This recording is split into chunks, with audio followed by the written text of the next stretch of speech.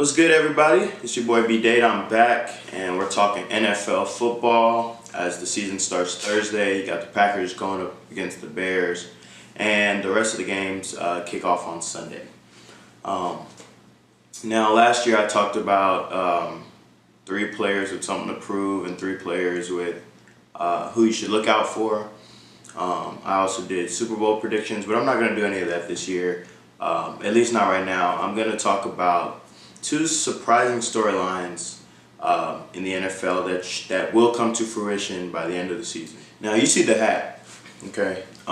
You see I'm rocking gang green because, for one, I'm from New York. You know, the Jets were an easy team to root for because they had that underdog of the state, I guess, mindset, mentality. And I just been a fan of the Jets since I can remember. So that's the first storyline I'm going to talk about. I'm going to talk about the Jets getting to 10 wins this year. Now, a lot of people say, how are you guys going to go to 10 wins? You only had 4 last year. And frankly, you play the Patriots twice a year. People are talking to me about the Bills' defense being very good. Well, I'll say this. I feel like our defense has made drastic improvement as well. So you have year 2 Jamal Adams, dog. You have Leonard Williams on the D-line, dog.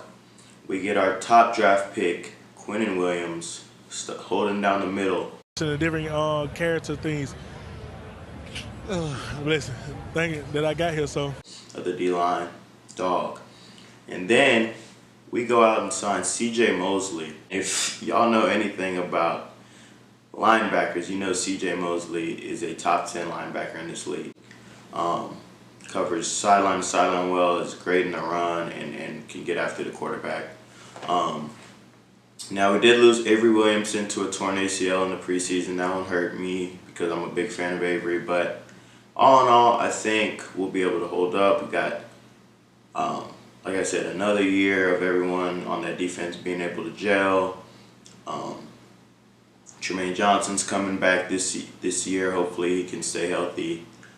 We do have question marks at corners, but hey, if we can get a good pass rush, corners should not have to cover for long, and that's looking like what we'll have. We'll be able to stop the run based on personnel, and based on what I've seen in the preseason so far, we've done a pretty good job against the run. But now, more importantly, you look to the offensive side of the ball. Year 2, Sam Darnold. A lot of people think he was probably the second best quarterback in that draft, behind Baker. So you got year 2 Darnold.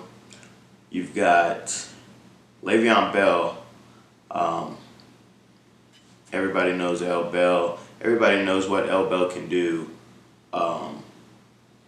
Given his touches, given the touches he has. He's a great receiver out of the backfield. You can line him up at receiver and put him on linebacker, and he'll get open. And he'll open things up for Darnold a lot. Darnold will feel more comfortable in his checkdowns. Now you get Ty Montgomery as well, who's another very good pass-catching back. He actually used to play receiver, so that helps. You've got another year, like I said, of just familiarity with the system. We've got an offensive coach in now with Adam Gase, crazy eyes. But the most important thing I think we've added out of all those additions was just Kelechi Osemele and Ryan Khalil, 2 offensive linemen, center and a guard. And what that does for Sam Darnold is ensure him that he is going to be protected. Right up the middle, nothing will come through there. Ryan Khalil's been a great center his whole career. Same with Osemele at guard. So I don't think anything up the middle in terms of pressure will deter him. It'll normally come from the ends if it does come at all. So I think that's a lot easier to deal with. You can always chip a running back. You can always leave a tight end in the block. But pressure up the middle, no quarterback likes that. So I believe with all those things into account, I think you see a drastic improvement, and I think that improvement is 10 wins, and I think we sneak into a wild card spot. You got Andrew Luck, who just retired. The Colts' chances are probably out the window.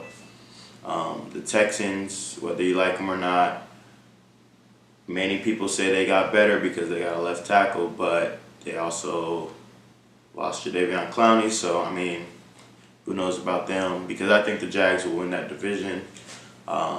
You know, and I think there's that sixth spot in the AFC is open to a few teams, and I think the Jets are one of them. And I ultimately think we'll be the team who can slide into that sixth spot and make the playoffs. Now, as far as my second surprising storyline that will come to fruition this year, I got to go out to Cleveland, and I've got to talk about the Browns. So with Cleveland, I'm on the fence because I know how gifted they are as a talented group. You got Baker Mayfield, incredibly gifted. You got Odell Beckham and Juice Landry. Need I say more? You got David Njoku at tight end, Nick Chubb at running back. That skill position for skill position is probably top 2, top 3 in the league. Yeah, probably third. Behind the Chiefs and probably the Eagles. But I mean, it's all on paper at the same time, you know. So that's kind of more to where I'm leaning. You have Baker Mayfield, a fiery personality, Odell, who has been referred to sometimes as a little bit of a diva. I wouldn't call him a diva, but I would say he has some qualities that can be tough to gel with if you're losing. So like, I look at their first 4 games, let's say they go 1-3 when they're with expectations on them now, you know. There's no more, oh, Baker's a rookie and whatever he's doing is good, because the Browns were so god-awful in years past. There's expectation there now. And I think if they get off to a slow start, or if they lose like 3 games in a row at any stretch of the season, you know, with all those personalities you have in the locker room, I don't see smooth sailing for them. Their division, they play the Steelers twice. Ask anybody in the league if a Steelers game is an easy game to win. They'll tell you no, especially in Heinz Field. You got the Ravens twice, arguably a top 5 defense. Lamar Jackson in year 2. You got Mark Ingram, which was an upgrade at running back. As much as I clown him, he's an upgrade at running back. So that's never an easy game. They have Earl Thomas holding down probably the best secondary in the league.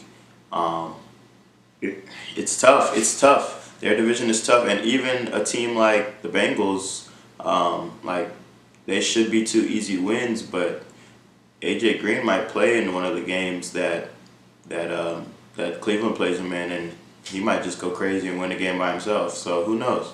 You know, take that all into consideration. They play the Patriots this year. We play them week 2 Monday Night Football, the Jets, and I think we'll win that game because it is at home. I don't see them winning that division, man. I really don't. I think the Steelers are more equipped to win the division. I think chemistry plays a role. I think veteran leadership of Big Ben is a big plus that they have that the Browns don't. And I think a lot of times youthful defenses, they get exposed in the colder months when it's time to buckle down and make a stop. They're a very fast defense. I don't know how solid they are, like, when it comes to the nitty-gritty, you know, getting off blocks. Linebacker play is a big question mark for them. Their D-line is great. Their corners have potential. But I don't know about those linebackers. And when you're playing in Cleveland, when you're playing in the AFC North in November, December, those are where those games are won, with those linebackers going up against your other team's running backs and maybe even covering receivers. So with all that said, I think the Browns will probably fizzle out somewhere around 8-8, 9-7. You know, I think they'll put up great fantasy numbers. So if you have one of those guys on your fantasy team, consider yourself a winner. But as far as the team success, I think, like I said, they start out 1-3 with all these expectations they have, or God forbid they go on a 3-game losing streak somewhere throughout the season, and all the human elements of the game come into play. And you couple that with the more media coverage they'll get this year with all the stars they have, I feel like things are more prone to go wrong than go right in Cleveland. You got a lot of mouths for Baker to feed. You know, does he have the capability to say, nah, bro, like, you're not open, I'm not going to throw you the ball if you're not open, to Odell Beckham or to Jarvis Landry? Like, does he have that? Like, we'll see. I personally think even if he does have it, it's going to be a tough dynamic to deal with all season. And I think expectations, you know, pressure bursts pipes, you know what I mean? And I think 8-8, 9-7 is about where I see them finish. Go ahead and share this video for me. Turn notifications on for the channel. I appreciate all the support, man.